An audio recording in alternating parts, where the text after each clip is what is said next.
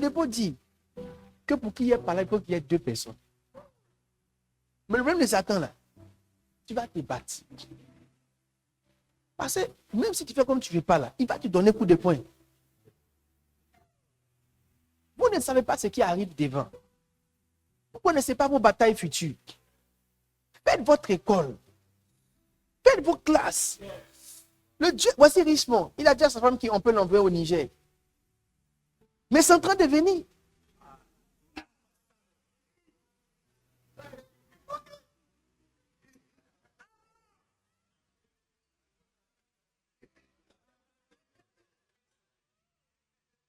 C'est en train de venir.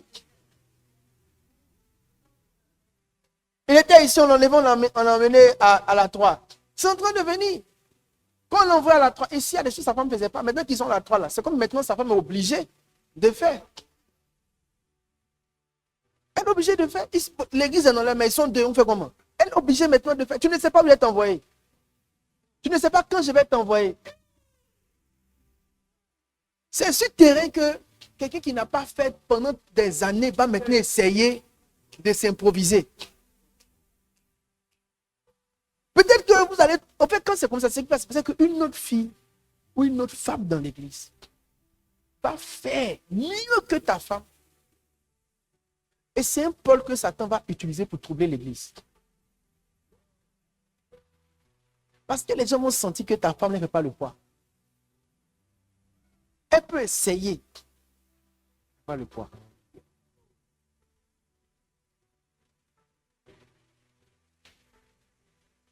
Mais ce n'est pas leur faute. Parce qu'on était en train de se battre pour que ça prenne là. Elle n'était pas là. Le jour où tu as donné le micro à ta femme, il faut diriger. Elle va parler là-même, on sent que c'est là. C'est bizarre. Non. Peuple de Dieu. Peuple de Dieu. Prions que Dieu, dans sa main. C'est-à-dire que le peuple même, ils savent que quand la maman doit venir là, le cœur même des fidèles bat. Ils savent que c'est la garantie d'un très mauvais culte. Est-ce qu'elle savait? Est-ce qu'elle savait? Est-ce qu'elle savait que quelque chose allait arriver à son mari et qu'il allait faire près de 1 mois, 2 mois, il ne peut pas prendre le micro? Est-ce qu'elle savait ça? Elle ne savait pas. Mais aujourd'hui, là, son mari est incapable de prêcher. Ils sont en train de louer pasteur. Chaque dimanche, on doit louer un pasteur international. Mais elle a fait quoi? Les fidèles peuvent tolérer que l'épouse prêche. Ils ne peuvent pas tolérer que les deux sont les pions, soit louer quelqu'un tous les dimanches. Et à un moment donné, ça a déstabilisé l'église. Quand on vous dit de rentrer dans le ministère, c'est parce que vous ne savez pas ce qui peut venir. Yes! Vous ne savez pas. Yeah. Il y a plein de pasteurs qui ont fait l'AVC. Qui ont perdu l'église. Parce que quand la crise est arrivée, il n'y avait pas une épouse à côté capable de réagir. Quand l'épouse est prête, si quelque chose arrive, elle peut réagir. Elle peut sauver rapidement les acquis. Il y a comme un droit légal divin que les gens accordent à la femme du pasteur. C'est-à-dire qu'on peut accepter. Mais si quelque chose arrive, que c'est les fils, on va se demander pourquoi lui et pas lui et pas lui. Ça va diviser l'église. On vous dit, prenez vos femmes et mettez-les dedans. Parce que vous ne savez pas ce qui peut arriver. Voici. Ça fait 1 mois son mari ne marche pas. Est-ce qu'elle savait que ça pouvait arriver? L'orgueil vous fait penser que certaines choses ne peuvent pas vous toucher. L'orgueil vous fait croire que certaines choses ne peuvent pas vous arriver. Mais si ça arrivait,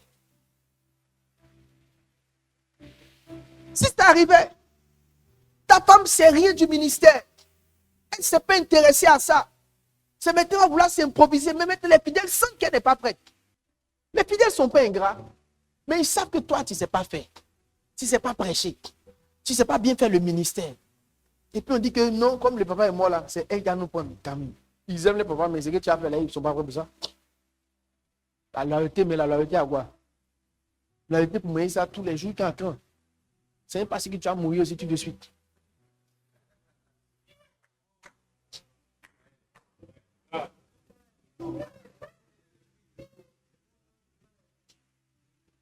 Mettez vos femmes dans le service.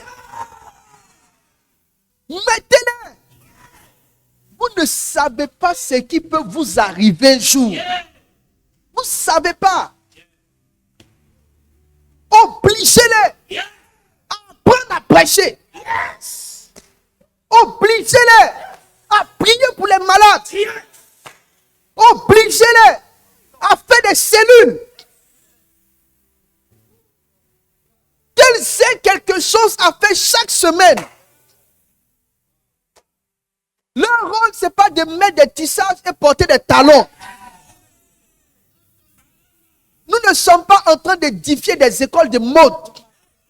Nous sommes en train de bâtir des églises.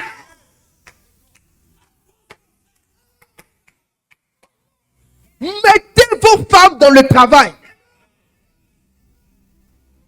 Prenez-les. Qu'elles gèrent des équipes. Qu'elles apprennent l'organisation des cultes. Qu'elles comprennent le fonctionnement d'une église.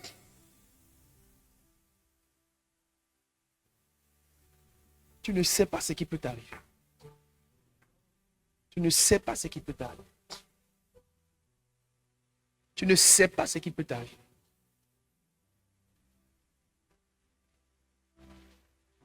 J'ai fait le permis de ma femme à l'époque. Pas parce que j'ai l'argent. Mais quand dans la maison, il n'y a qu'un seul chauffeur. Le jour où quelque chose arrive, au chauffeur, qui va prendre la voiture pour l'accompagner à l'hôpital?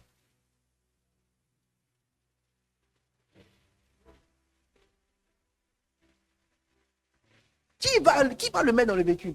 Puisque c'est lui qui s'est conduit.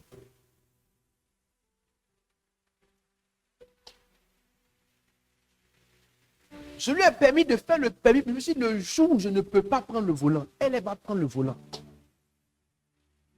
Et ça va nous sauver. J'ai une culture à la maison de faire le permis aux gens.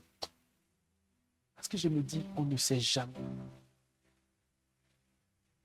Mon homme de ménage, je lui ai fait faire le permis. Les lundis, mon chauffeur est au repos parce que moi, je suis au repos. Parce qu'il travaille aussi dimanche. Et c'est mon épouse qui te posait les enfants le dimanche. Maintenant, elle est enceinte, elle a elle doit accoucher. Qui va te poser les enfants les lundis? Je ne peux pas demander au chauffeur de venir. Quand j'ai prié, dit Seigneur, je gère ça comment? Dieu m'a dit, le gars là, c'est pour ces temps comme ça que tu lui as aidé à faire le permis. Il a dit, donne-lui le volant. Il va rouler. Lundi matin, il va aller déposer les enfants. Donc je lui ai dit, va. Donc, effectivement, il roule. Mais moi, je ne l'ai jamais vu. Donc, il dit, bon, va prendre au moins les taxis là. Roule dans le quartier au moins bon coup. Et puis, après une semaine, il va déposer les enfants. Vous n'êtes pas prudent. Quand on voyage loin là, on prépare son pneu secours. Les gens comme les pasteurs à nous là, vous n'êtes pas prudent. Donnez plus de temps à vos femmes. Passez plus de temps avec elles. Apprenez-leur le ministère. Ne les voyez pas comme ça, non. Toi, tu ne comprends pas bien. Allez, mes petits, venez vous doser, c'est vous, mes petits. Prends ta femme, dose-la avec les petits. Dose-la. Dose-la avec les petits.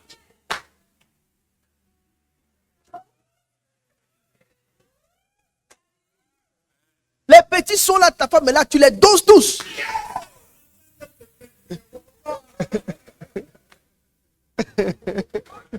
N'écoutez pas passer à nous. Oh, Marie. Dosez vos femmes. Imbibez-les. Qu'elles aient le même amour pour Dieu que vous avez. Qu'elles aient la même force de prière que vous avez. Qu'elles aient la même joie de servir que vous avez. Quand je devais me marier, la seule chose qui était dans ma tête, c'était de marier une femme qui a la même passion que moi pour l'œuvre. Je ne cherchais pas beauté, claire, grand, mince. Je n'ai jamais vraiment eu comme critère la beauté. Parce que j'ai écouté beaucoup de filles claires. belles. J'ai côtoyé de ces filles dans tout mon cursus. Moi, j'ai très apprécié des filles. Pas dans un sens de relation malsaine, mais quand tu es rempli du Saint-Esprit, tu es très attractif. Tu as une certaine sagesse. Les filles, elles veulent quelqu'un qui est posé.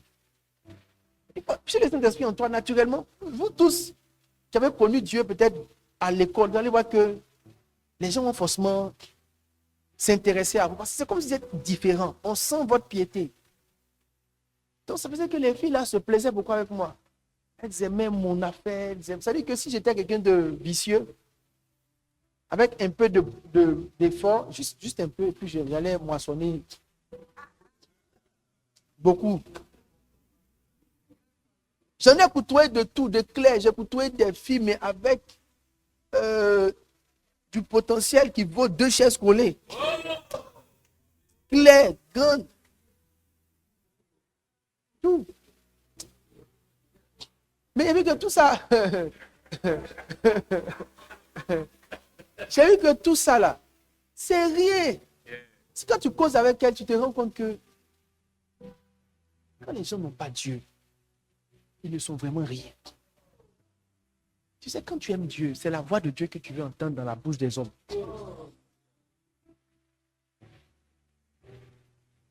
Prenez vos femmes là, mettez-les dans le ministère. N'écoutez pas leurs excuses.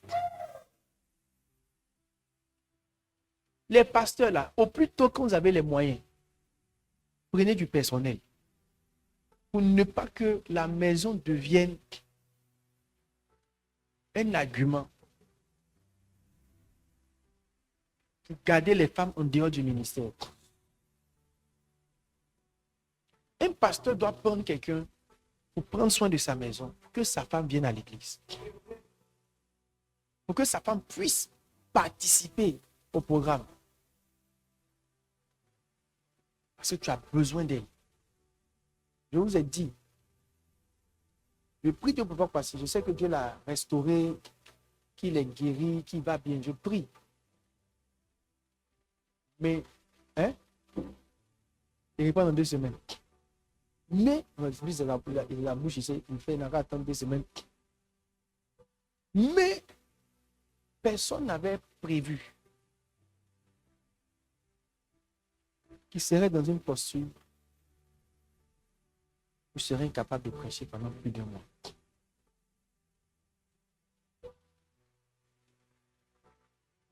C'est quand tous les maris dominateurs, machos, méprisants se font du mal à eux-mêmes. Tu ne peux pas révéler la valeur qui est dans quelqu'un si toi-même tu ne la vois pas comme une personne importante qui a de la valeur.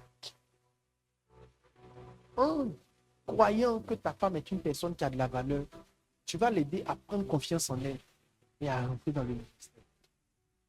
C'est pas avec des reproches. Tu ne pries pas trop. Tu n'es pas ceci, tu n'es pas cela. C'est pas ça qui va l'encourager à rentrer.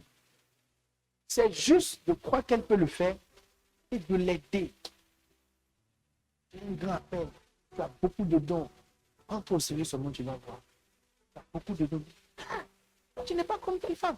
Tu n'es pas comme tel ministre. Tu n'es pas comme tel ceci. Ce n'est pas ça qui les encourage à rentrer dans le ministère. Ce qui les encourage à rentrer, c'est que vous les valorisez. Et vous confessez des choses sur elles. En servant avec vos maris, ça va épurer vos rapports. Les meilleurs couples sont les couples de personnes qui passent beaucoup de temps ensemble. L'un des pièges du ministère, c'est que le ministère éloigne beaucoup les gens. En servant avec vos femmes ou en forçant pour qu'elles servent, vous allez avoir des foyers avec des femmes. Vous allez avoir des relations de famille plus fortes. Ce n'est pas par là le problème. Le problème, c'est, je dis, il n'y a pas assez de contact. C'est pas palable là. Pour 2 personnes qui sont tout le temps ensemble, sont comme des amis, ils s'effritent en 1 seconde et puis après, ça passe.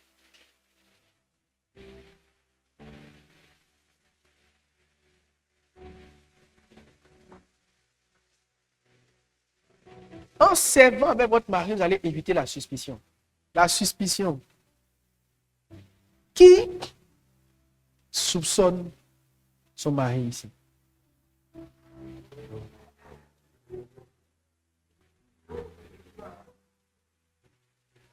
Qui soupçonne son mari? Qui a un problème? Pas son mari, mais qui a des crises de confiance? Quelle femme ici a des crises de confiance? C'est pas qu'il est faux. Papa va pas te dire à la maison. Il va poser moi. Ne vais pas faire ça. Il va dire quoi?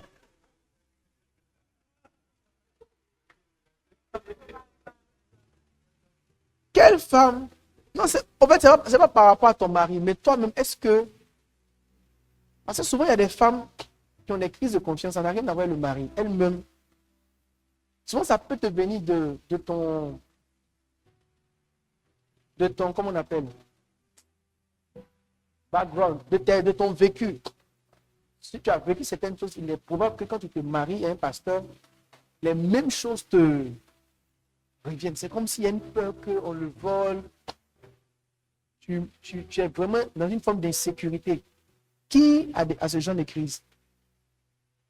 Qui n'en a pas? Qui n'a pas de ce genre de crise?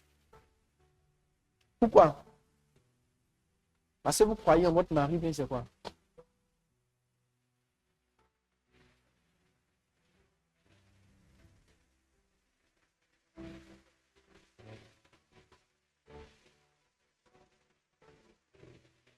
La confiance en vous. Wow. Alcide.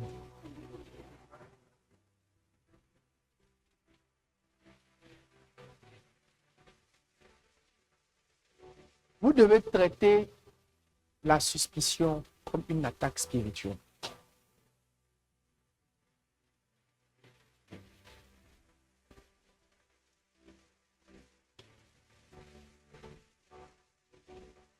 Ça veut dire l'amour ne soupçonne pas. La suspicion se traite. Ça veut dire qu'il faut arriver à finir avec.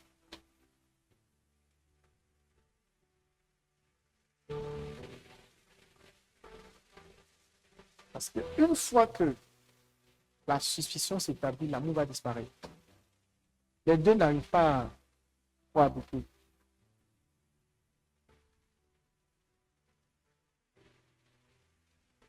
Donc, souvent la suspicion vient du fait que peut-être que dans votre couple, il y a eu peut-être quelque chose. Donc, s'il y a eu une erreur du mari dans le couple, après, ça prend beaucoup de temps à la femme de croire vraiment en lui. Et si à un moment tu as senti qu'il a failli glisser, par exemple, qu'il a glissé, bien qu'il a failli glisser, après, tu n'as plus forcément l'assurance qu'il est correct. Tu crois qu'il est correct tant que tu comprends. Quand tu comprends plus, tu crois qu'il peut ne pas être correct.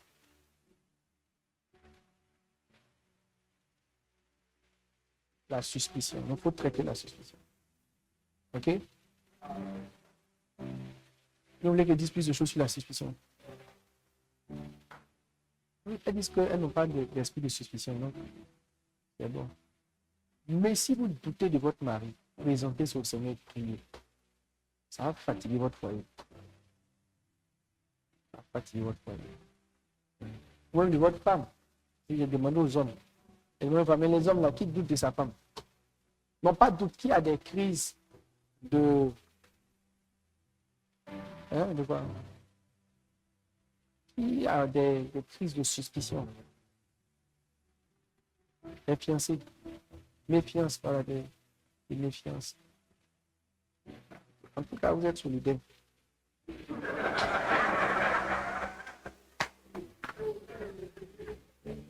Personne n'a vendu son mari.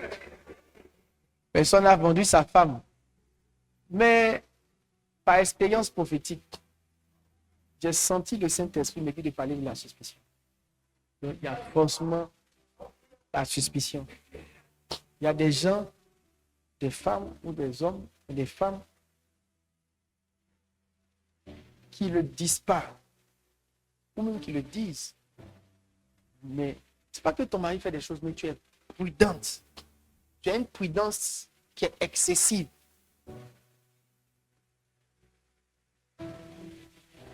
C'est qui? Tu étais où? Tu faisais quoi? Pourquoi tu n'es pas venu? C'est une jalousie façon là. Tu as trop causé avec elle. Tu causes trop. Tu es un pasteur, il ne faut pas trop causer. Qui t'appelle? Ou bien tu te caches pour décoder le téléphone pour lire les messages. Moi, je n'ai jamais lu les messages de ma femme. En 10 ans de mariage, je n'ai jamais été intéressé par les messages de son téléphone. Jamais. Je n'ai jamais su pourquoi. Je suis même ennuyé par son téléphone. Pour dire, il est venu prendre pour taper. Frédéric a dit quoi?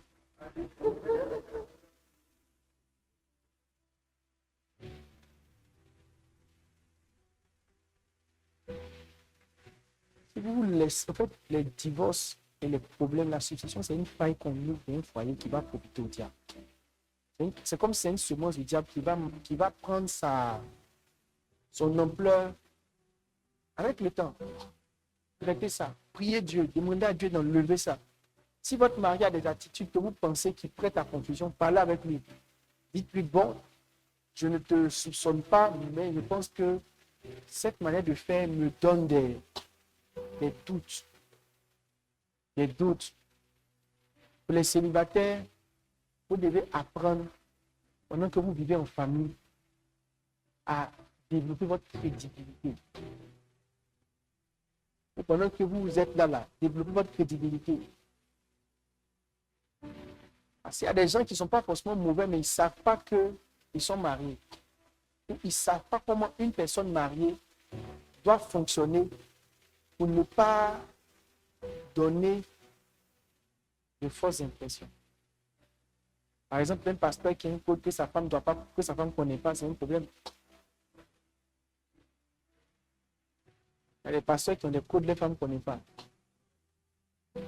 Les codes faciales, codes empreintes, c'est-à-dire que tout désir, toute volonté de faire en sorte que tu sois le seul à avoir accès à tes informations, c'est dangereux pour toi-même. Quand tu vois quelqu'un qui a emprunté bien reconnaissance faciale, tu sais que c'est une personne qui n'est pas claire. Ou bien, et c'est pas sur ton visage qui peut décoder ton téléphone. Pourquoi? Il y a quoi dedans? Pour que tu aies élevé la sécurité jusqu'à ce niveau. Il y a quoi dedans? Pourquoi tu veux autant sécuriser le téléphone? C'est ton visage seul, bien c'est toutes tes empreintes. Quand j'ai mis les empreintes parce que souvent quand je monte mon téléphone à la chaîne et que je vais peut-être faire une recherche, quand c'est les numéros là, moi c'est les numéros que je mets. Quand c'est les numéros là, ils tentent de taper. Mais je mets les deux. Je mets l'empreinte pour moi et puis le numéro pour ma femme. Et sur les deux fonctions. À l'effort, j'ai les empreintes, donc j'ai toujours les numéros. Donc je mets les numéros pour qu'elle ait la possibilité de taper aussi. Tout l'effort que tu fais pour rendre ton téléphone inaccessible peut troubler ton foyer. La Bible dit l'homme est le chef de la famille. Respecte-moi.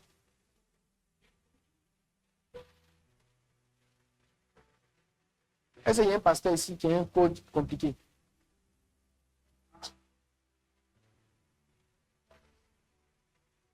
Informez, donnez votre position.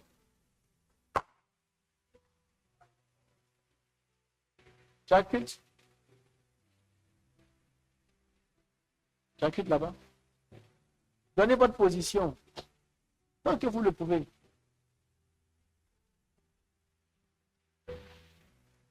Tant que vous le pouvez, donner votre position. Présentez les gens à votre femme. Présentez votre femme aux gens. Faites le point de votre journée. Quand vous rentrez, dites tout ce que vous avez fait. Et ce que vous estimez être important, parlez-lui. C'est quand ta femme découvre des choses que tu lui as pas dit, ça commence à créer une forme de trouble. Parlez-lui de votre argent.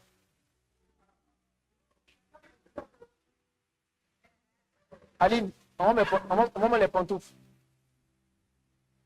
Les pantoufles. Pantoufles ou sandales. Parlez-lui de votre argent.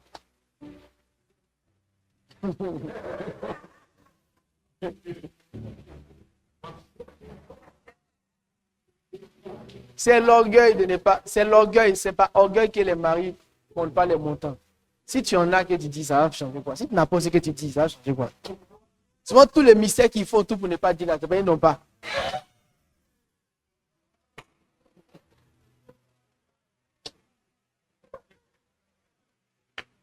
C'est pas, ils n'ont pas que.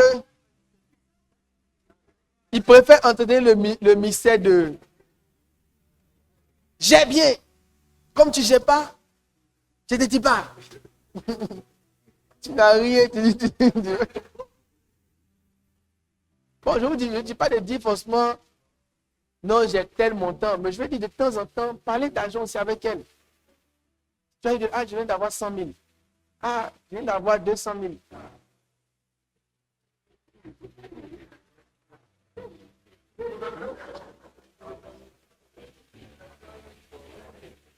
Mais elle ne va pas prendre ton argent.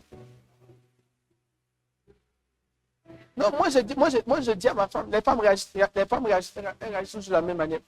Tu as caché pour moi parce que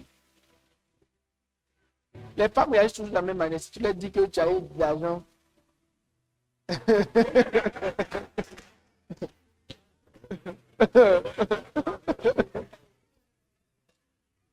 tu lui dis que tu as eu de l'argent, même si elle n'est pas son gay, elle aura une tendance à te rappeler une chose. Ou bien les jours qui viennent, dans sa manière de parler là, tu sens que tu as l'argent maintenant, non? L'argent est rentré, non? Tu as l'argent, non? Donc, moi, c'est très clair, ma femme. C'est très clair, ma femme. Notre fonctionnement fait que elle comprend. Je lui ai expliqué que même si on a l'argent, on ne va pas gaspiller. Je vais te dire qu'elle a reçu 1 milliard, mais je n'ai pas. Mais les dit non, tiens 100 millions pour aller payer Rome. J'ai reçu 1 milliard, j'ai reçu 1 milliard, point final. Passons, on vit là. On continue. On ne va rien changer. Maintenant, quand les problèmes arrivent et puis elle me voit réagir avec promptitude, elle comprend en fait mon fonctionnement. Maintenant, toi, ça vient, tu as dit. Le problème vient aussi, tu ne réagis pas. Donc, moi, elle peut savoir, mais je lui dis qu'on ne va pas gaspiller. Et puis après, maintenant, elle sait que quand il y a les trucs, il y a une chose, une grâce que Dieu m'a faite, qui m'a appris d'ailleurs, c'est de vraiment réagir. C'est réactif. C'est quelque chose, il y a un besoin, je réagis. Un besoin justifié, je réagis. Mais je ne vais pas voir que le besoin est justifié comme ça. Non, non. Ta femme est là, elle ne travaille pas avec toi. Son téléphone est gâté, il faut changer. Il n'y a pas à peine de dire non. J'ai mal. Non, il faut changer. Change. Il y a une chose rapidement au mari. Tout ce que votre femme n'a pas fait votre honte.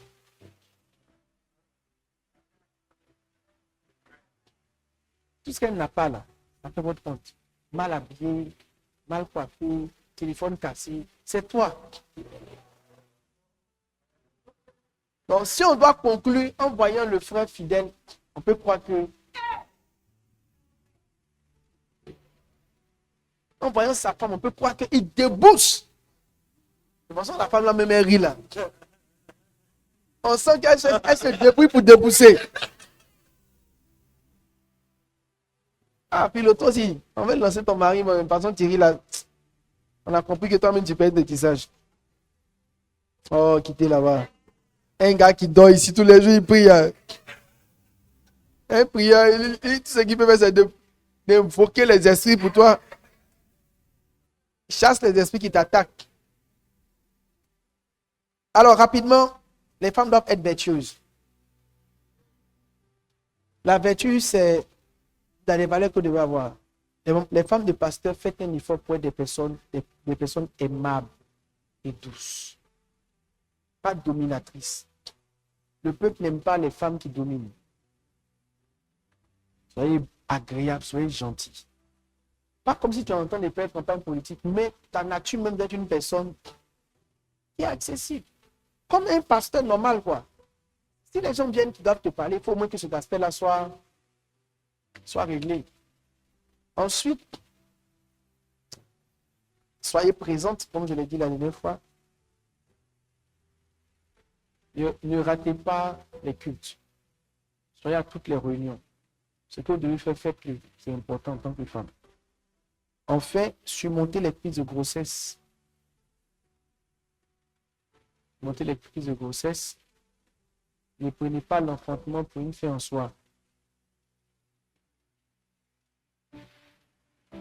Quand vous accouchez, reprenez le travail. Pas à cause de nous. Mais la loi, la vie a des lois. Si vous passez trop de temps sans servir, vous allez perdre beaucoup de choses. Vous allez perdre votre vie de prière, perdre votre soif, perdre votre zèle, vous allez perdre beaucoup de choses. Il est mieux pour vous d'apprendre à faire certaines choses. Amen. Qu'est-ce que le pasteur doit faire pour aider sa femme? Numéro 1, il doit éviter la comparaison. Pas comparer ta femme à une autre femme. Chacun a sa femme. Chaque femme a ses défauts. Pendant que tu dis à ta femme, tu ne vas pas Blandine. Blandine aussi, là, son mari lui dit là-bas, tu ne vas pas Bernadette. Donc, il faut laisser ça là. Chaque femme a un côté bien, un côté bizarre. L'équilibre de Dieu, c'est qu'il a donné à ta femme comment on appelle, des aptitudes. Et toi, tu as les aptitudes de Blandine, mais ta femme a quelque chose. Ne comparez pas vos femmes à une autre femme. Et ne le dites pas comme ça. Ça peut créer en elle un complexe. C'est pas ça. Ne la comparez pas à vous-même. Ne faites jamais de commentaires négatifs sur votre femme devant les fidèles ou à l'église. C'est pas bon. Et jamais dans ton zèle. J'aime la question. Ton téléphone fait quoi ça? Donc, vous prenez ton téléphone, cherche ta vie. Cherche ta vie.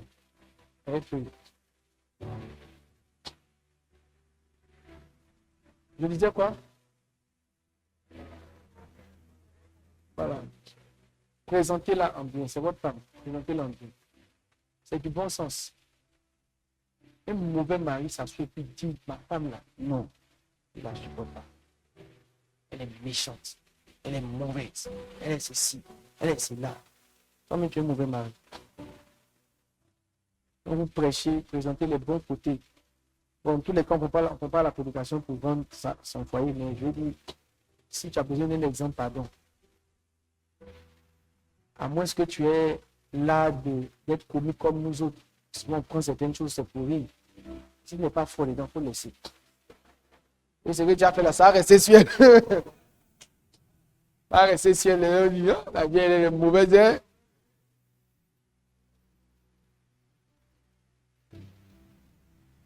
Permettez à votre femme de vous accompagner. Ou contraignez l'homme à vous accompagner.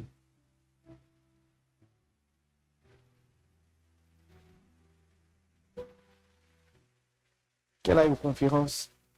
Imbibez-la dans le monde spirituel. L'une des choses que le Seigneur m'a fait la grâce de faire, bon bref, c'est ça. Quand on va au Ghana, là, payer le pied de votre femme, l'année prochaine, on va à la conférence au Ghana. Les pasteurs, tous les pasteurs doivent y être avec leurs épouses. Si on s'organise bien, on peut prendre un bon car climatisé. Le chemin n'est pas long. C'est combien d'heures? Ceux qui savent, ne vont pas aller là-bas à 22 heures. Essaye de voir, c'est combien de temps? Ah bien mieux. Ah ok. Essaye de ne monter l'avion.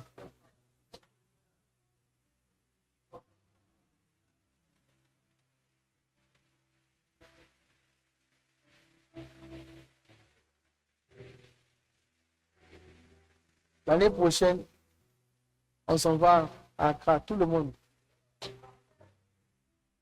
Non, vous devez partir. Vous devez prendre vos épouses. En fait, c'est en marinant les gens dans dans ton environnement qu'ils prennent le goût du ministère. Il ne faut pas laisser ta femme en dehors de ton environnement. Tes amis doivent être ses amis. Tes pères doivent être ses pères. Là où tu es, doit être là-bas. Pour prendre l'esprit. On sait par esprit. Et puis, dernier point, c'est quoi? Donnez-nous l'opportunité.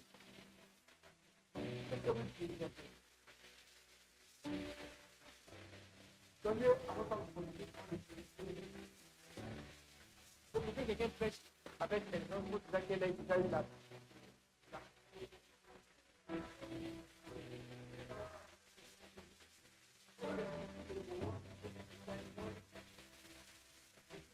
À une échelle moindre, pardon, pour ceux qui sont en ligne, excusez-moi, à une échelle, pardon, moindre, je vais faire des cellules, prêcher aux cellules, c'est-à-dire tout doucement, mais c'est toi qui peux faire d'elle. Il dit, je te ferai, c'est toi qui peux faire d'elle, ou c'est lui qui peut faire de toi.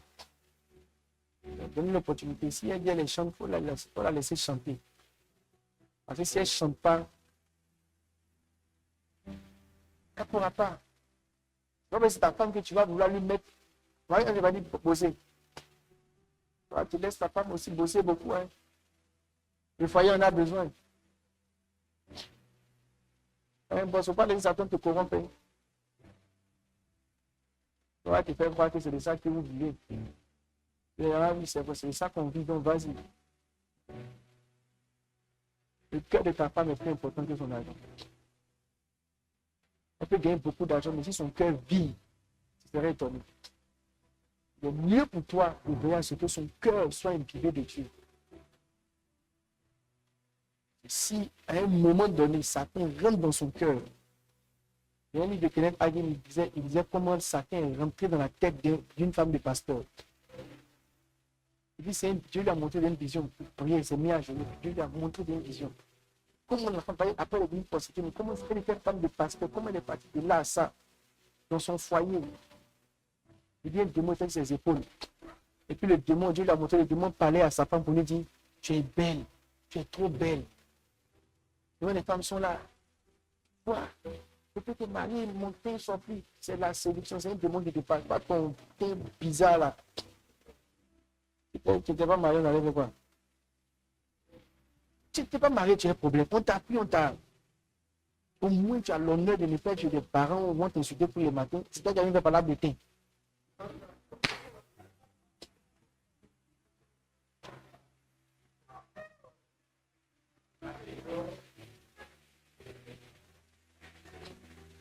Donc, il dit le démon était sur son épaule, le démon lui parlait.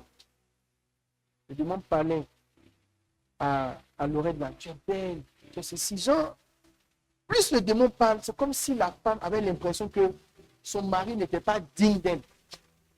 Ou bien qu'il ne la valorisait pas, il ne la prenait pas au sérieux. C'est comment ça a commencé? Le fait d'envoyer vos épouses dans ce genre d'environnement-là, ça permet de les garder et de garder leur cœur. Parce qu'il y a des pasteurs qui peuvent dire à leur femme, non, il faut travailler, il faut chercher de l'argent. Et c'est toi qui soutiens la famille. Donc, pas cherche-moi et gère le côté. Tu serais étonné. L'argent va chercher là, c'est pas toi qui as bouffé. Et son cœur va virer. Quand son cœur va virer, tu serais étonné.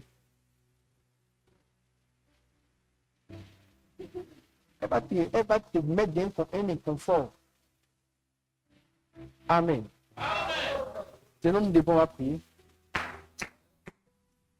On aurait dû rester, faire ça à la sablière pendant 3 jours. Parce que j'ai beaucoup approché, mais c'est comme si, comme le temps est en train de finir, je ne suis plus. Non, je suis inspiré, mais je veux dire que il y a des sujets, par exemple, sur lesquels je vais passer plus de temps. Mais je me rends compte que si je passe, j'ai dit 10 erreurs au moins, mais on en suit un. Mais en principe, même suspicion, là, il y a des choses que Dieu m'a dit dessus. Parce que je sens un grand esprit de suspicion sur certains foyers.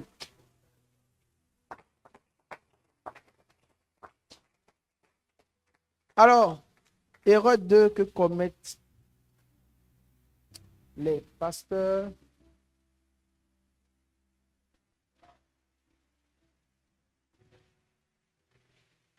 Le camp est loin, non? Et comme quoi l'Esprit de Dieu m'a dit qu'on aurait dû faire un camp.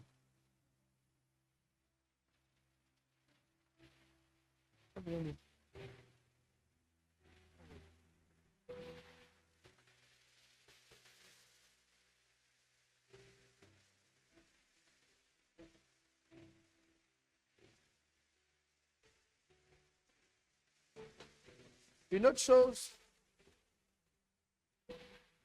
c'est, deuxième erreur, minimiser l'importance de l'humilité.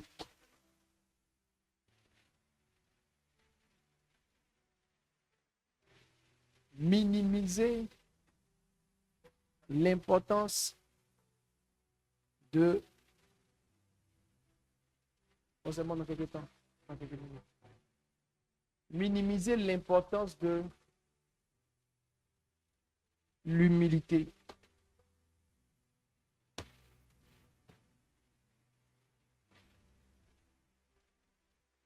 La Bible dit ceci.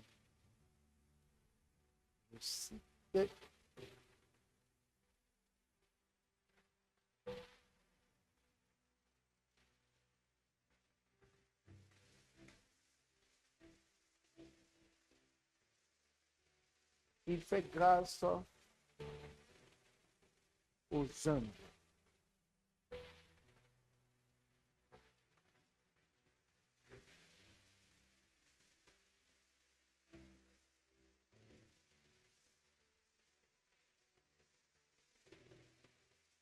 Tout le monde va bien?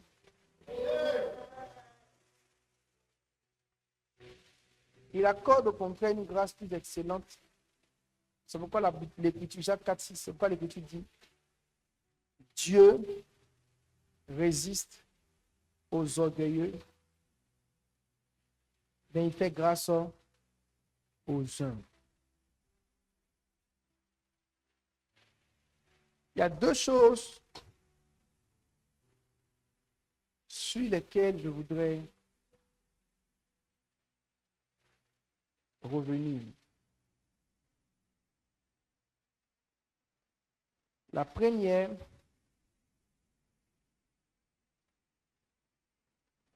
accordez-moi une seconde.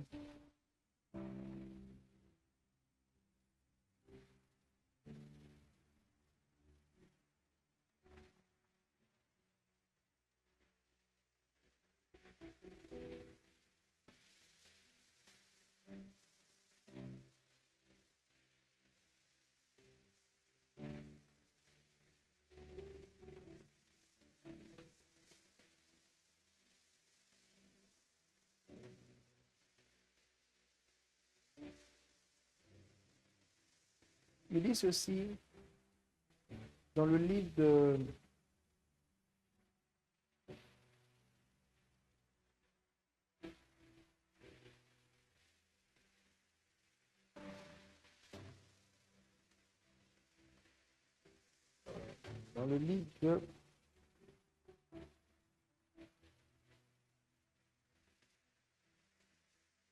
Job 5, il relève les hommes. Il relève les hommes.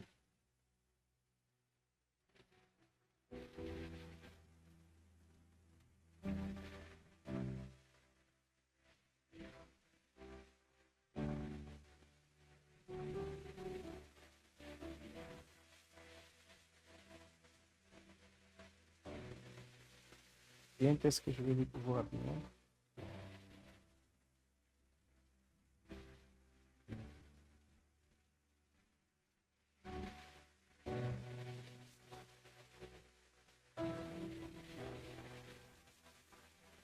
Il dit, quiconque s'élève sera abaissé, quiconque s'abaisse sera élevé.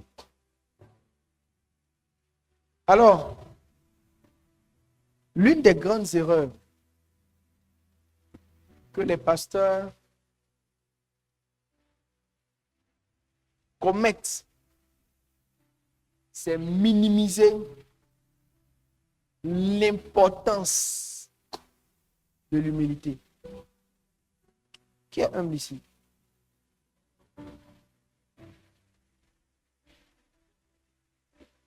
Qui fait des efforts pour être humble? Qui travaille intentionnellement à son humilité?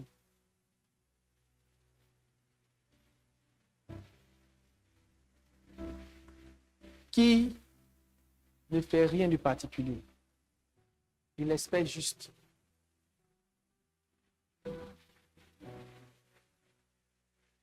Alors, deuxième erreur que les pasteurs commettent, c'est de minimiser l'importance de l'humilité. Il y a une chose que je voudrais vous dire. Bâtir une église, c'est une élévation. Dieu, lorsque tu bâtis, commence une église qui s'affermit, c'est une élévation. Ok? Quelqu'un me suit? Bâtir une église, c'est une élévation.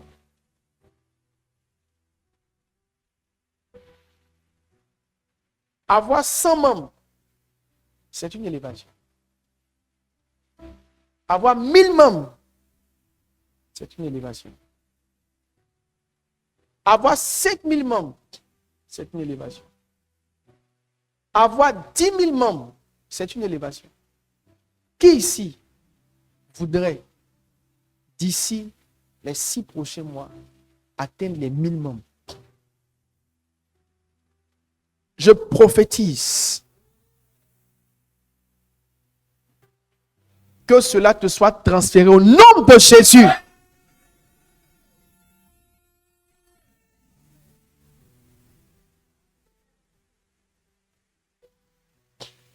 Avant qu'on arrive, Dieu m'a dit qu'il allait étendre les églises. Les mahandala mahandala bahada hada hada hada. Aidez bahandala maha. Quelque chose de surnaturel va descendre sur nos cellules après cette rencontre. Quelque chose de surnaturel va descendre sur nos cellules missionnaires. Quand on va sortir d'ici, Dieu va accorder des nombres, des chiffres, des points inhabituels. La limite qui te bloquait jusqu'au jour d'aujourd'hui est levée dans le nom puissant de Jésus.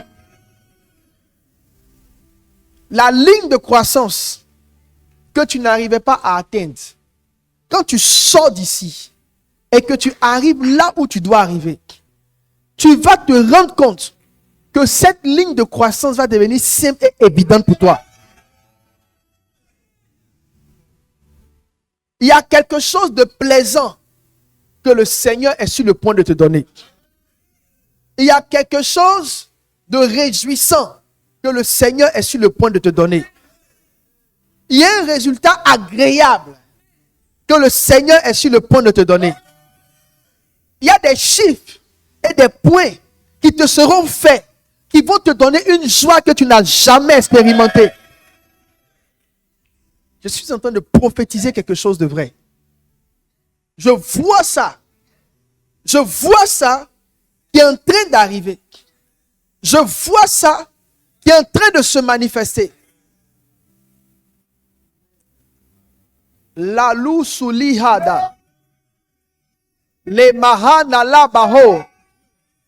Le mahidi li baha. Malahanda la basu. La indulu sakando. Mali anda la basute. Le hadi la huta kuta laha. Malalaba sutili hando dodo. Mayandili busanda la baha. Mamarada la hada hada hede hede he. La usukia da hado hodo ho. J'envoie des anges travailler à ta moisson. Je vois des anges travailler à ta moisson. Dans Apocalypse, l'ange a donné un feu vert. Il a dit, prends la faucille, car la moisson est mûre. Le même ange qui avait donné ce ordre en Apocalypse, je le vois, qui est en train aussi de donner un ordre.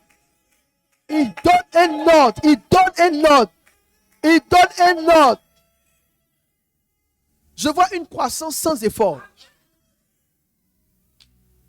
Je vois une croissance sans effort. Je vois une croissance multipliée. Ce n'est pas de 100 à 120. C'est de 100 à 300, à 400, à 500. Ce n'est pas de 500 à 600. C'est de 500 à 1000, 1500. Quand on va sortir d'ici, vous allez voir Dieu vous aider. Les gens qui n'ont jamais commencé d'église, vous serez étonnés. Tu vas oser faire une cellule. La cellule va pousser sans effort.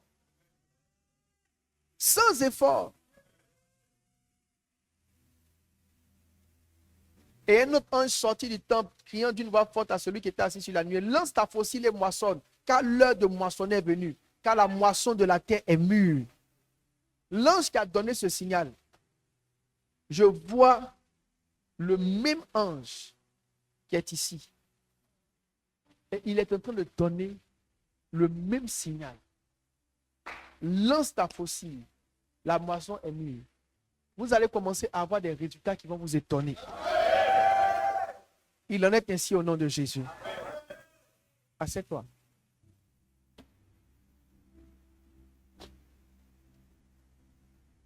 Lorsqu'on lit la Bible, il y a une chose qui revient, je l'ai dit tantôt. Avoir 1000 membres, c'est une élévation. Si quelqu'un ici a 1000 membres, il est probable que ta démarche change.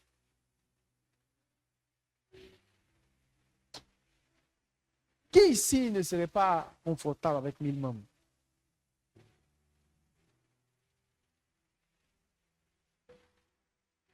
Qui voudrait bien? Juste 1000 membres. Juste 1000 membres.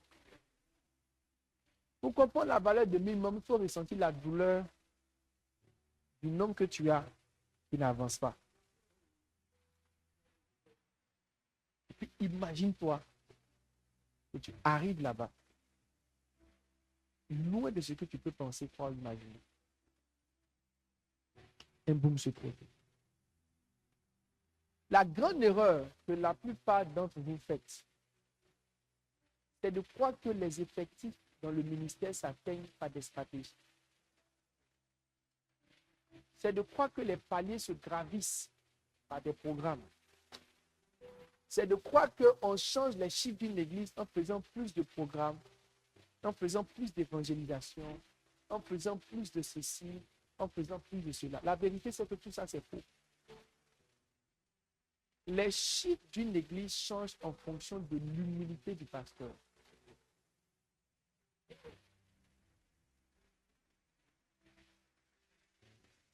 Plus le pasteur est humble,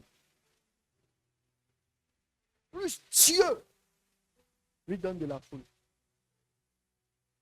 Donc, si tu veux voir le niveau de ton humilité, il faut voir le niveau d'élévation que Dieu t'accorde.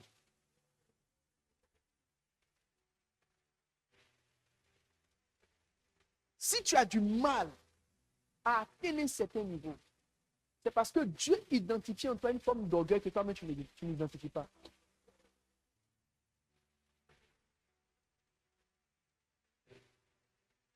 Je priais pour un pasteur qui n'arrivait pas à atteindre un certain niveau.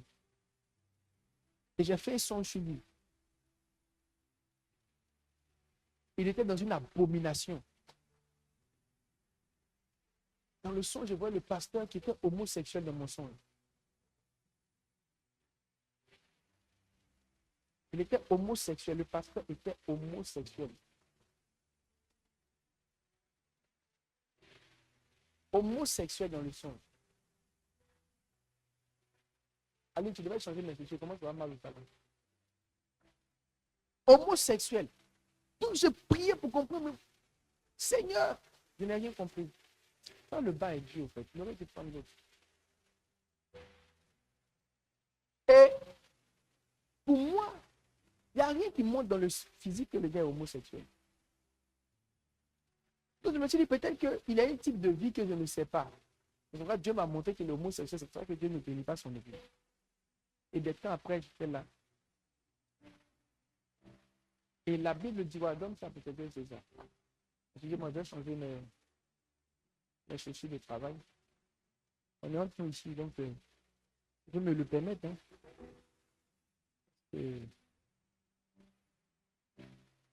Demain, je serai debout encore de 5h de 6h à 23h. Amen. Hein? Alors je fais le songe et il est homosexuel. Et je veux comprendre pourquoi il est homosexuel, j'entends rien. Absolument rien. Et je ne crois pas qu'il soit homosexuel, il n'a rien d'un homosexuel. À la rigueur, il peut être adultère. Juste aller être homosexuel, il ne peut pas croire que il est homosexuel. Mais je me demandais pourquoi tu veux me montrer ça. Et plus tard, j'étais là, et Dieu va me parler. Je n'ai rien pris pour le songe. C'est comme si l'image de l'homosexualité, c'était comme l'Esprit m'a dit abomination. C'est une abomination. Ça ne toujours pas. Dieu va me dire. C'est plus tard. C'est lui qui le passait beaucoup de difficultés. Dieu va me voir les homosexuels. C'est-à-dire que le dégoût que j'ai pour les homosexuels là, c'est le même dégoût que j'ai pour lui. J'étais étonné. Mais Seigneur n'est pas homosexuel. Je dis non. Il y a une chose qui est pire que l'homosexualité. Qui produit dans mon regard le même dégoût, un dégoût plus élevé que l'homosexualité. Je dis Seigneur, c'est pas dire l'orgueil. Ça veut dire que quand le Seigneur voyait le pasteur là, pour lui c'était quelqu'un d'abominable. Les personnes orgueilleuses sont en abomination au Seigneur. Donnez-moi le test. La Bible dit que les personnes orgueilleuses sont en abomination. La Bible, il voit de loin l'orgueilleux. L'orgueilleux est une abomination. Donnez-moi le test.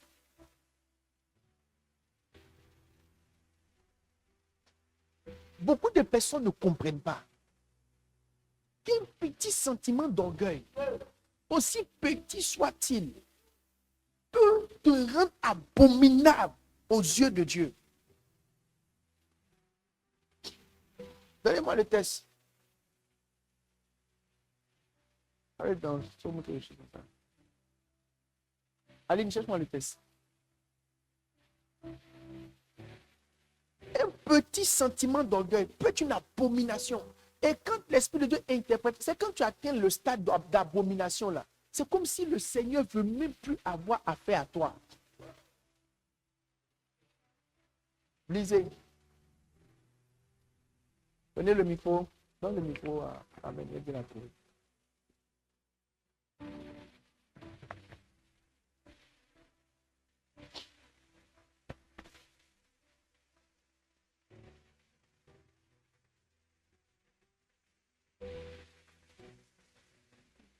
Le Seigneur déteste les orgueilleux, ils seront sûrement punis. Celui qui est bon. Regarde. Bon, ton verset m'intéresse, mais Proverbe 16 dit tout cœur hautain est en abomination à l'Éternel. Ça, c'est quelle version? Ça, c'est quelle version? Ça, c'est seconde. Ça, c'est quelle version? Tout cœur hautain est une abomination. Si tu veux savoir comment Dieu te voit, il faut te demander s'il y a un peu d'orgueil en toi. Tu es une abomination. Un orgueilleux est une abomination. Lis ta version, Carmen. Le Seigneur déteste les orgueilleux. Le Seigneur déteste. Donc, imaginez un pasteur orgueilleux. Tu essaies de faire une église prétendant que c'est pour la gloire de Dieu. Le Dieu pour lequel tu prétends te battre, là, lui, il te déteste.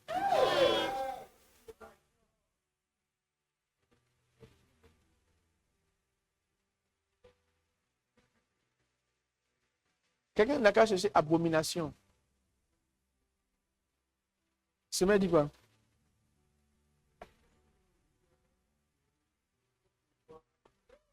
Semeur dit tout ce dont le cœur est orgueilleux font horreur à l'Éternel. Le monde de l'orgueil est un monde extrêmement dangereux pour un pasteur qui veut réussir. Une fois que tu es arrivé là-bas, tes problèmes et les pires problèmes ont commencé. Hein? Oui, tout est hautain est une abomination. Maintenant, prenez abomination, dictionnaire. Tu devrais être dégoûté par l'orgueil.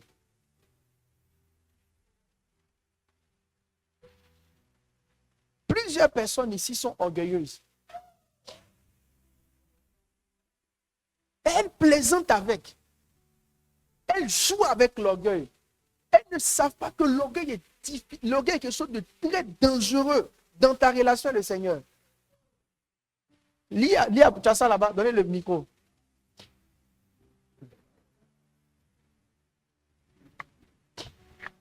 Les épouses orgueilleuses. Bouder là, c'est l'orgueil. Wow. C'est l'orgueil, c'est le moi qui fait bouder. Vas-y. Abomination, selon le Larousse 2013. Irrésistible dégoût. Irrésistible. C'est-à-dire quand Dieu te voit, il est dégoûté de toi. Et puis tu es pasteur. J'ai dit, le Seigneur a attaqué. Ça va? Je sens qu'elle lutte même. Le Seigneur a attaqué Moïse, à qui il a parlé pour lui dire, va me servir. Et puis en route, le Seigneur l'attaque, il est en train de le tuer. Comment celui qui t'envoie peut t'attaquer? Souvent, tu as entendu va, mais depuis que tu es parti là, c'est comme si la mort est en train de détruire ton travail. Fais attention, tu as laissé le prépuce. Tu as laissé le prépuce. Le prépuce, c'est une vilaine peau. Spirituellement, le prépuce, c'est l'orgueil. Le prépuce, spirituellement, c'est l'orgueil. Le principe de la circoncision dans la Bible, quand on dit qu'il faut te circoncire, la circoncision, c'est enlever l'orgueil. Donc, dans la nouvelle alliance, le thème circoncision, on ne dit pas de circoncision prépuce, on dit de la circoncision du cœur. L'orgueil. L'orgueil. L'orgueil. L'abomination. Vous devrez, en tant que pasteur, être initié au fait que l'orgueil là, est votre plus redoutable ennemi. Abomination. Irrésistible dégoût. Dégoût. Dieu est dégoûté. Tu peux prier pendant 10 ans. Toutes tes prières là, quand il dit il est dégoûté là, c'est pas amusement, il est vraiment dégoûté. Hein? Un homme, j'ai dit, j'ai fait un songe. J'ai fait un songe sur un homme de Dieu. Moi, je ne peux pas fabriquer de songe. L'homme de Dieu était homosexuel. Je demande au Seigneur c'est quoi. Lui, il vit bien. Parce que je trouvais trop de problèmes dans la vie de l'homme de Dieu. Je priais, je vois son homosexuel. Et c'est plus tard que Dieu m'a expliqué que l'homme de Dieu que j'ai vu là, c'est comme si Dieu a du dégoût pour lui.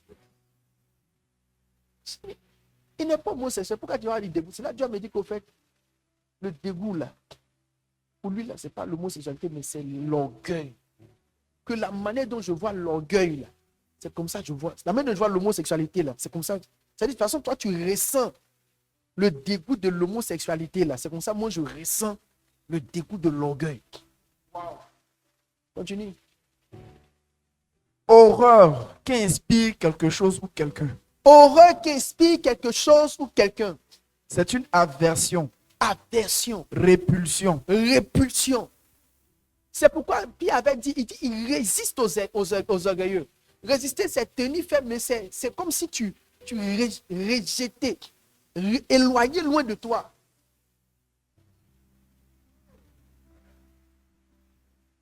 L'orgueil. L'orgueil. Quelqu'un a une autre définition d'abomination? Esther. Pas Esther plutôt. C'est Esther aussi, non? C'est deux Esther. C'est pas de lit, il faut te réveiller. Et quand quelqu'un dort, ce qu'il va faire après là, on sait qu'il dormait. Il vient pour elle s'est lever. Il faut t'asseoir, on dit de te réveiller. Elle s'est levée. Elle doit lire un verset parce qu'il n'y a rien à lire là-bas, on dit de te réveiller.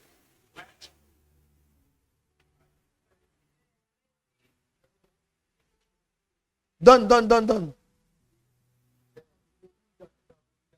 Atrocité, horreur, infamie, monstruosité. Monstruosité.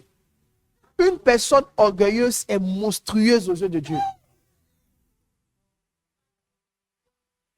Dégoût intense.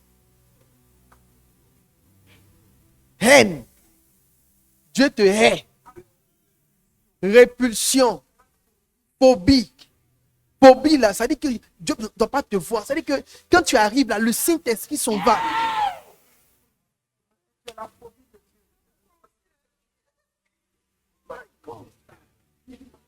Détestable. Répugnant. Voici la traduction spirituelle de l'orgueil.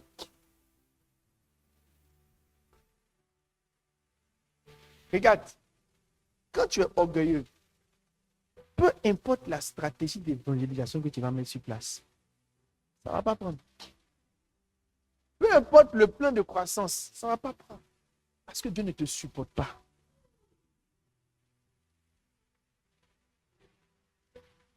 Dieu, quand il te regarde, il ne te supporte pas.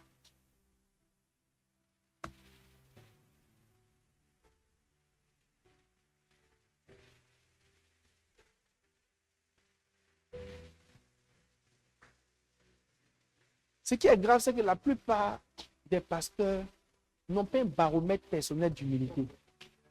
C'est-à-dire, ils ne sont pas en train de voir s'ils sont plus humbles, plus orgueilleux. Qui a un baromètre personnel d'humilité? Qui se sonde régulièrement? Qui se sonde? Et quand ils te sondent, tu te retrouves comment?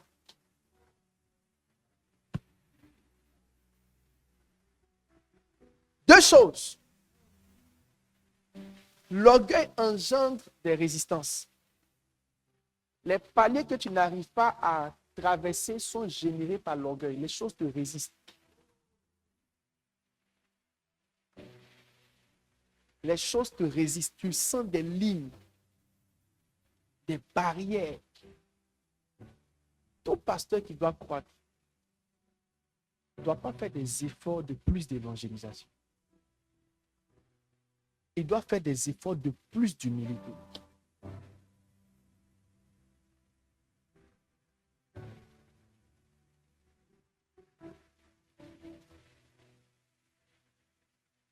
Manque de grâce.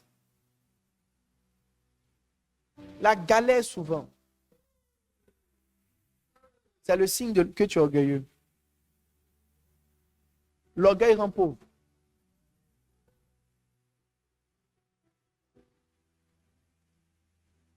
Avoir l'argent, ce n'est pas compliqué. Il faut juste que Dieu te montre le chemin.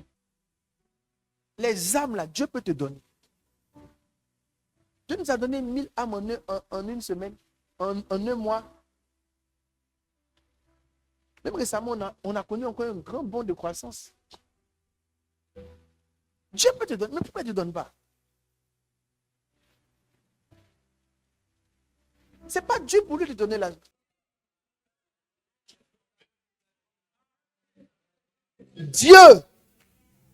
Dieu peut tout te donner. Peut-être que ton cœur n'a pas encore atteint un certain niveau d'humilité.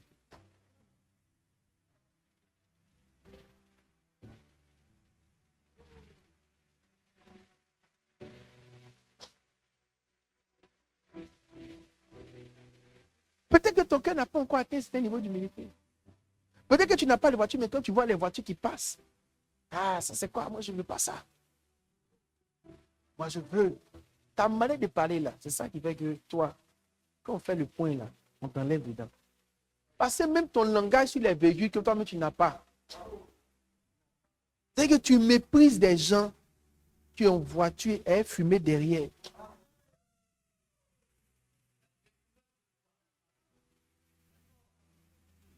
Ce n'est pas que tu viens dire je suis orgueilleux, moi. Non. C'est des petites réflexions, des petites réactions, des petites paroles, des petites conceptions. C'est des petits tests, c'est petit comme ça. Quand tu rates, la saison qui suit, abomination.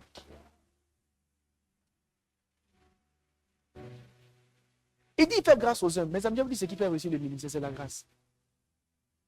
Oh, laissez à faire, il dit, le travail dur. On travaille dur par rapport à quoi? Moi, mes années de travail dur, c'était il y a longtemps. Aujourd'hui, là où je suis, je ne vais pas mentir à quelqu'un. Tout ce qu'on fait, mes amis, dès que 10 personnes, tu peux les appeler, ils vont venir. Mais 4000 personnes là, on ne peut pas chaque dimanche appeler tout le monde. Il y a quelqu'un quelque part qui les prend et qui les pousse. On sent un soutien de Dieu. La croissance de l'Église est l'œuvre de la grâce. Pas autre chose. Mes amis, ce n'est pas une stratégie. C'est l'humilité.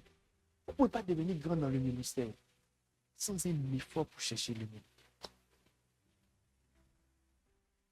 Allez prier. Déversez-vous devant Dieu. Dites-lui, Seigneur, je ne suis rien. Ce n'est pas la prière du pasteur, c'est la prière du pasteur, de son épouse, de votre famille. Apprenez à pleurer devant Dieu.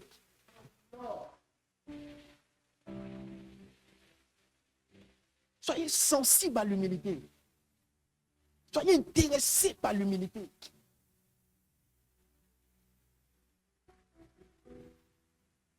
Tous les gens, on a enseigné, moi, on nous dit qu'on enseigne la croissance de l'Église. On enseigne la croissance de l'Église à tout le monde. Les livres sont là.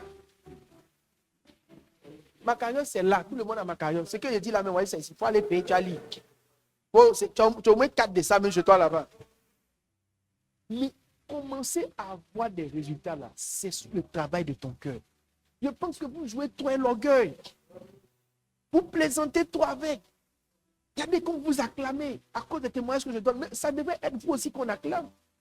Payez le prix pour être humble. Oui, payez le prix pour être sérieusement humble. Payez le prix pour être humble. Devenez réellement humble. Essayez d'être humble. Faites de l'humilité votre ambition plus que des chiffres, de la croissance, de 1000 membres, 15 000 membres. Va chercher l'humilité. 15 000 membres va venir.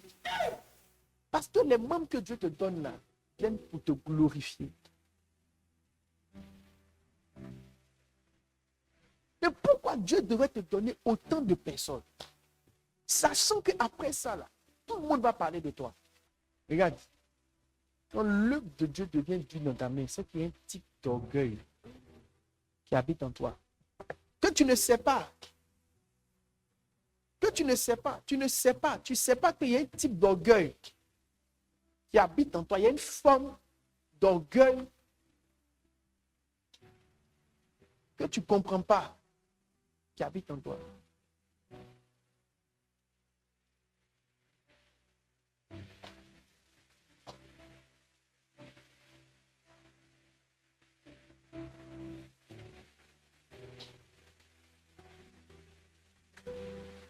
Je vais vous dire la vérité. Ce qui va nous distinguer, nous tous, à un certain niveau, là, c'est ni la prière, ni le jeûne, ni les stratégies. C'est le niveau du niveau. Vous voyez donner, par exemple, à Anzou, il va commencer à Beauville en rien de temps, vous sentez que Dieu le soutient. Mais au final, c'est certainement un certain cœur qui a une certaine humilité.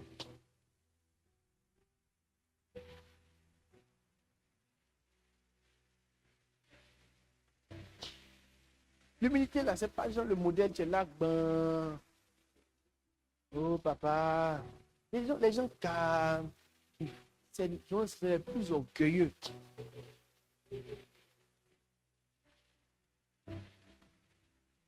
Les gens qui ne s'amusent pas, qui ne rient pas. Regardez le fils. Parce qu'il pense qu'il est concentré là. C'est parce qu'il pense que tout le monde est bête. Oui. Dans son esprit, il ne voit pas les autres en très consacrés, en léger. Mais les légers, là, il y a le résultat. Dans toutes mes relations avec les pasteurs extérieurs, ceux qui font très sérieux ont généralement souvent de très mauvais résultats. Alors, apprenez l'humilité par l'action de grâce. Bénissez Dieu. Bénissez Dieu. Bénissez Dieu. Bénissez Dieu.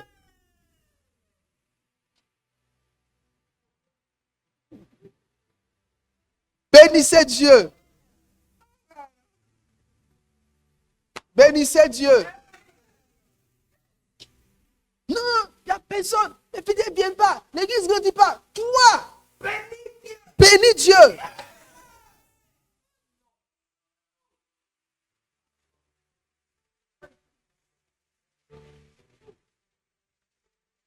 Et où sont là, ton cœur te fait mal.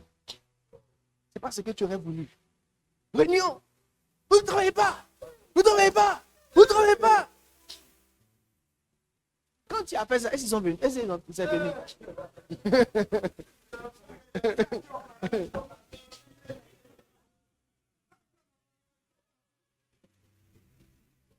Vous ne travaillez pas. Dites merci. Les pasteurs sont insatisfaits. Ils n'ont pas un cœur reconnaissant. Ils n'ont pas un cœur reconnaissant.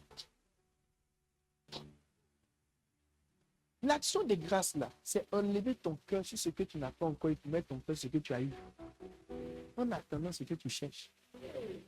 Trouve quelque chose à aimer et apprécier. La classe de l'action de grâce est une classe très importante dans le protocole même de l'humilité. C'est le CPM et les fondations du contentement, d'être heureux des choses que Dieu fait avec toi pour toi là. C'est ça qui va te garder de tous les autres pièges de l'orgueil.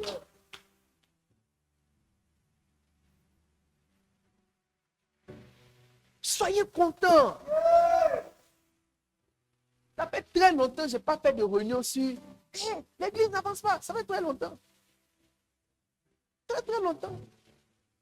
Est-ce qu'on a fait une réunion, je suis même parlé de l'église n'avance pas. Ça fait peut-être 2 ans. Mais depuis, je ne fais plus de réunion sur ça là. L'église grandit. Je ne fais plus de réunion sur les points, les guides, les chiffres sont mauvais, sont mauvais. Je peux sanctionner la négligence dans le travail. Mais je ne me plains pas des points. Parce que j'ai fini par comprendre que je n'ai pas le pouvoir de faire grandir les chiffres. Je ne peux pas. Même si j'ai fait une réunion d'urgence pour crier sur tout le monde, tout ce qui va me rester là, je vais rentrer énervé. Demande à Pasteur, non? On était CSP, l'église chutait même. Pasteur, nous sommes bossés.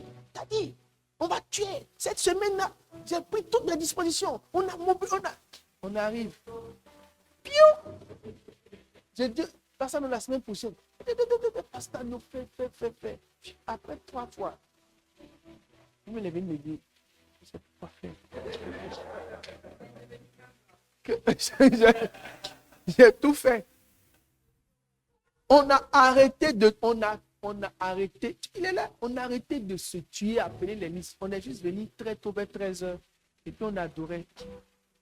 On adorait, on disait, Monsieur le Seigneur, c'est là que les choses ont commencé à partir. C'est là que les choses ont commencé à partir. Il n'est pas content des choses que Dieu vous a données lui-même. Il n'y a rien qui fait mal à Dieu. Quand il t'a donné, puis tu ne peux pas comprendre qu'il t'a donné. Tu lui dis merci. Toi, au moins, tu es pasteur. Tu n'as pas la foule, tu as peut-être un cadre. Tu as peut-être la grâce même d'être un pasteur d'une dénomination. Nous, quand on a commencé là, on n'était personne nulle part. Quand tu te présentes là, il n'y a pas de référence. Honnêtement, tu peux dire non, je suis fils de pasteur Djati, je suis dans CCR. Mais nous, là, il n'y avait rien. Tu dis ton nom, on ne sait pas c'est quoi. Tu dis nom de l'église, les deux mêmes, on ne sait pas d'où venait.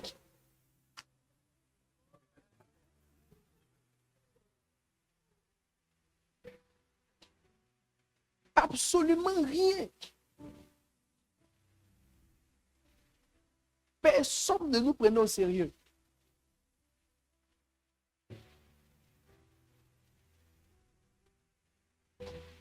Tu fais tes points, mais tu n'es pas fier. Je ne suis pas fier de moi. C'est toi qui fais.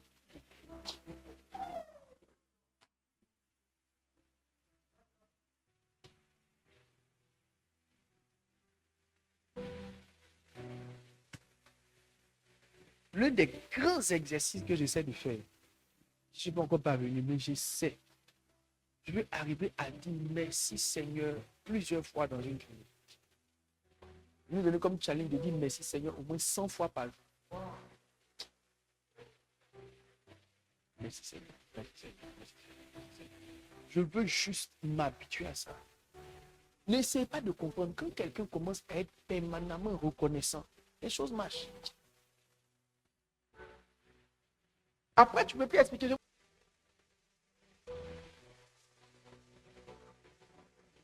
La manière dont tu pries la voiture, ça veut dire que la voiture n'est pas. Ce n'est pas un bon sentiment. Dans le sentiment qu'à ton niveau là, tu devrais avoir une voiture. C'est pourquoi à ton niveau aussi, tu n'as pas de voiture là. Comme tu as niveau là, c'est pour ça que tu n'as pas de voiture. Quand tu n'auras plus niveau là, tu vas avoir voiture.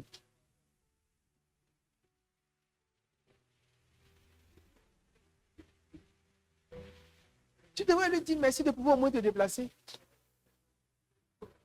De pouvoir au moins prendre un véhicule, peu importe que ce soit le bacard. Juste merci Seigneur. Les gens reconnaissants atteignent vite les objectifs que les autres n'arrivent pas à atteindre.